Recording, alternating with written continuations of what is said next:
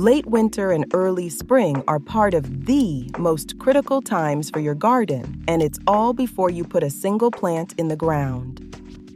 If you're in Georgia and want healthier plants, better harvests, and fewer problems this spring, it all starts with your soil.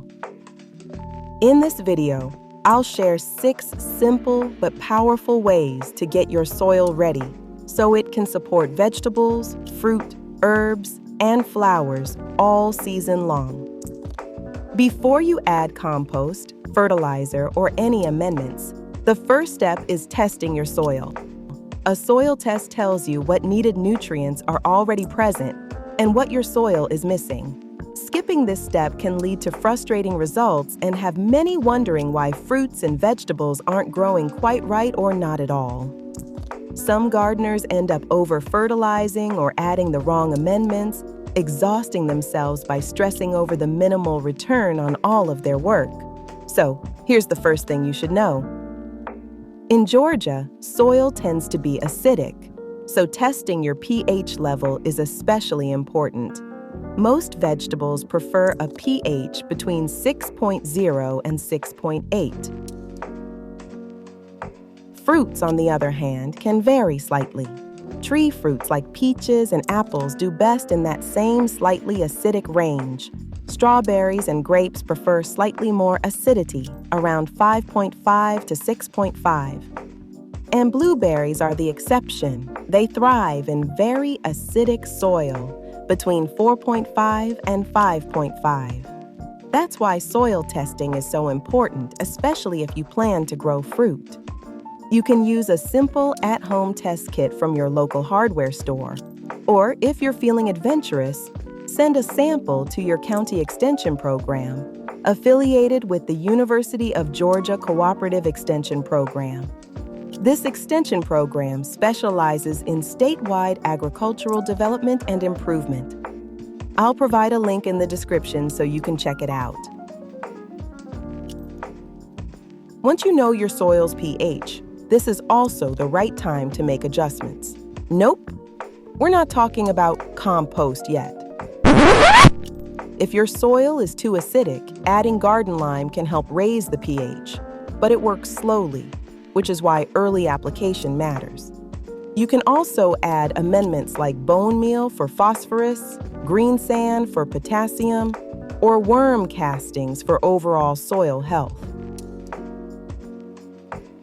Adding these now allows nutrients to become available right when plants need them in spring.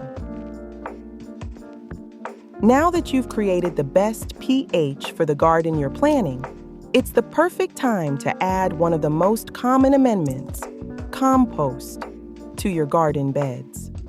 Compost primarily improves soil structure, biology, water retention, and nutrient cycling. One of the most common garden prep questions gardeners ask is which type of compost is best. The good news is that most compost works well, and the best option often comes down to what's available and affordable in your area. Composted cow manure is popular because it adds organic matter and nutrients, but it should always be fully composted before using it in the garden. Fresh manure can burn plants and introduce unwanted pathogens. Mushroom compost is another common option, but be clear, there are no mushrooms included. This compost is actually made from, as the Farmer's Almanac puts it, the leftovers of mushroom farming. It's a byproduct of the mushroom growing industry. It might include horse manure, aged chicken, composted straw, and other things. I know, it sounds yucky. But once the mushrooms are harvested, this combination is ideal for your backyard garden and is great for improving soil structure.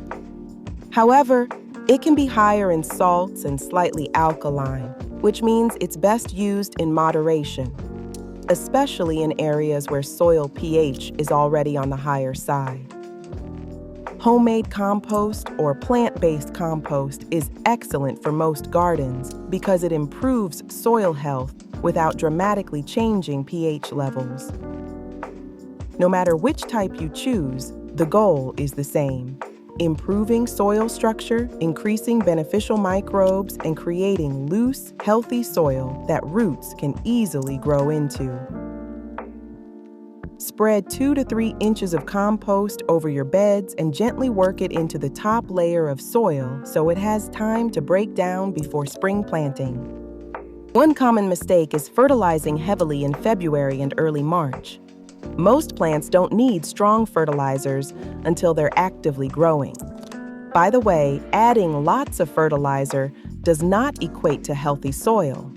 Adding too much nitrogen too early, for example, can lead to nutrient loss and runoff. To reiterate, compost is not fertilizer. Remember, compost improves soil structure and microbiome. Fertilizer provides nutrients to growing plants. Focus on building soil health first. Light, slow-release amendments are fine, but save heavy feeding for after planting. Most of this video has offered great tips on creating the best soil in raised beds, which basically means planting options on top of the actual ground. However, if you're planning an in-ground garden, chances are you're dealing with Georgia red clay. While working with red clay can be a challenge, it's not necessarily a bad thing and is definitely doable. When most people think of Georgia's red clay, they think hard, impenetrable, and muddy red color. In reality, red clay is rich in minerals, just not the ones needed to encourage growth. One goal for your in-ground garden should be to improve the clay gradually by adding organic matter over time. In this case, compost is your best friend. Each season you add compost, you improve drainage, increase airflow, and make nutrients more available to plant roots. So, keep these things in mind while working with red clay. Avoid working clay soil when it's wet. Wet clay compacts easily and becomes hard like literal brick once it dries.